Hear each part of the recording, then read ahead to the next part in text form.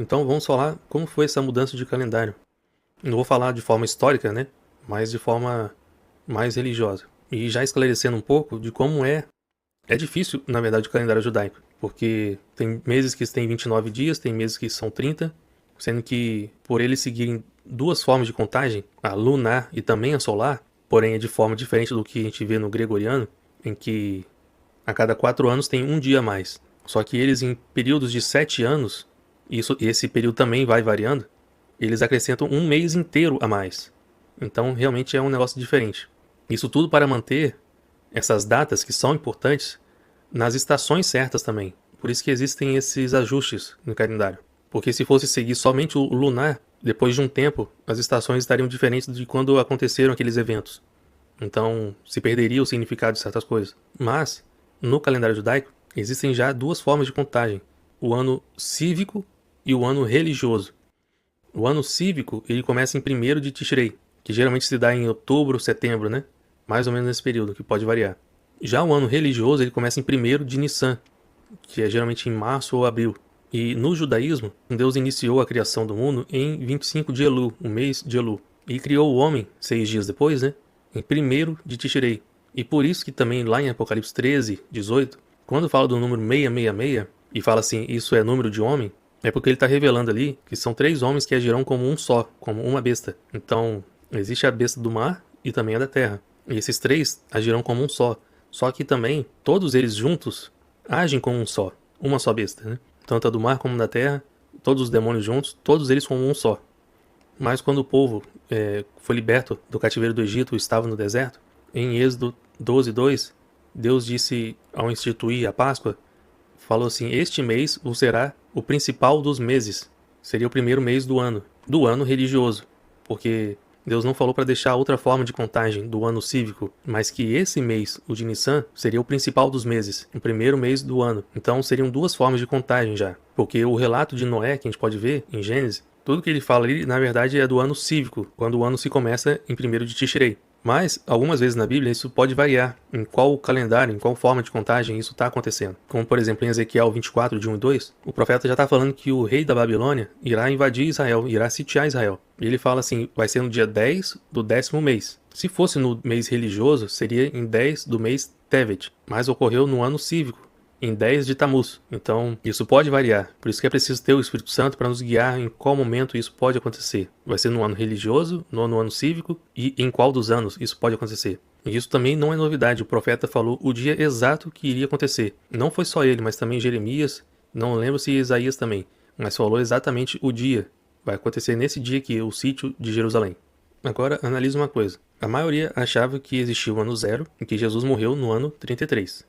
Se for considerar que Jesus morreu no ano 29, qual a diferença desses dois calendários? Uns poderiam até falar 4 anos, mas vendo que o ano cívico judaico ele começa praticamente depois da metade do ano, então essa diferença poderia ser de 3 anos e meio. É como, e dependendo da forma de contagem, em vez de ser 3,5 anos, pode ser 3,6 anos. Então, percebendo essa diferença, se ainda formos considerar 7 anos daquela profecia de Daniel, sendo que quem faz esse acordo é o anticristo, e já está profetizado que ele vai quebrar ao meio esse acordo, é como se o diabo tivesse já reduzido 3 anos e meio nessa diferença de calendário. Reduzido, assim, entre aspas mesmo. Ele só manipulou os números. E por isso que vai surpreender a muitos, porque enquanto muitos acharem, agora vai começar 7 anos. Só que na verdade já está no meio daquele acordo que ele irá quebrar. E a gente vai ver isso agora.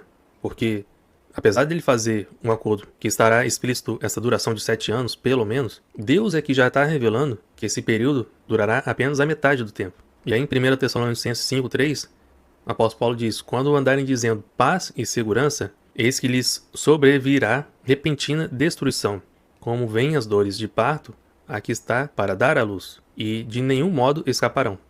Sendo que a gente pode pegar em Daniel 9:25, desde a saída da ordem para restaurar e edificar Jerusalém. Novamente, alguns vão pegar essa passagem e vão falar do segundo templo, que foi na época de Jesus. Mas a mesma profecia pode estar se tratando também do futuro. Então, quando houver essa saída dessa ordem, desse acordo de paz de 7 anos, nessa mesma ordem ou nesse mesmo período de tempo, ou talvez com uma diferença de poucos dias, pode também estar saindo a ordem de restaurar o terceiro templo. Ou seja, Esse acordo de paz também vai ter essa paz e também essa segurança para Israel de reconstruir o terceiro templo. A gente pode ver que essa expressão de paz e segurança também aparece em Jeremias 33:6, em Isaías 39:8. E se a gente pegar esse contexto em outro nível de entendimento, de interpretação, pode nos auxiliar a entender um pouquinho mais sobre Apocalipse. E olha só o que diz em Isaías 32, no versículo 1 e 17. Eis aí está que reinará um rei com justiça, e com retidão governarão príncipes. O efeito da justiça será paz, e o fruto da justiça, repouso e segurança, para sempre. Por isso que os judeus rejeitam a Jesus, porque ele não trouxe essa paz, que é para sempre. Não trouxe essa justiça. Então, na verdade, houve destruição. O templo foi destruído. E, agora no final dos tempos, nos últimos dias, na verdade, por isso que quando o anticristo reconstruir o terceiro templo e promover essa paz e segurança, vão crer que ele possa ser o Messias. Porque, além de trazer essa profecia lá de Daniel, de um acordo de 7 anos, uma ordem de restaurar a Jerusalém, o terceiro templo. Então, poxa, esse deve ser o Messias. Ele está trazendo paz e também segurança para nós. Ele deve ser o Messias. Mas, se ao invés de, igual a maioria já interpretou, como 7 anos, dividindo em duas partes, 3 anos e meio, mais 3 anos e meio, e se isso não for apenas 3 anos e meio, por que a gente está crendo em um acordo que o anticristo vai fazer? Sendo que Deus já está revelando que é só a metade desse tempo que vai ocorrer. Não são 3 anos e meio, mais 3 anos e meio. E a gente vai ver que 3 anos e meio já aconteceu outras vezes na história. Mas antes disso, olha o que Jesus disse em Mateus 24:22 e também está em Marcos 13:20. Não tivessem aqueles dias sido abreviados, ninguém seria salvo. Mas por causa dos escolhidos, tais dias serão abreviados. Agora, se o tempo seria abreviado, em quantos anos ele foi abreviado? Seria isso em 3 anos e meio? Não. Quem ajustou esse calendário para enganar foi o diabo. Esse foi um ajuste. Mas Deus reduzirá o tempo. E a gente vai ver em quanto tempo Deus reduziu. Mas não se trata de 3 anos e meio. E olha só exemplos que já aconteceram na história em que se tratavam apenas de 3 anos e meio. Quando Elias orou para que não houvesse chuva, isso durou 3 anos e meio. E a gente pode ver isso em 1 Reis, no capítulo 17 e 18, em Lucas 4:25 e em Tiago 5:17. 3 anos e meio foi esse período. O ministério de Jesus também foi 3 anos e meio. E nesses versículos em Daniel, capítulo 7, versículo 21, 25 e no capítulo 12, 17, também fala de 3 anos e meio. Não está falando de 3 anos e meio, mais 3 anos e meio.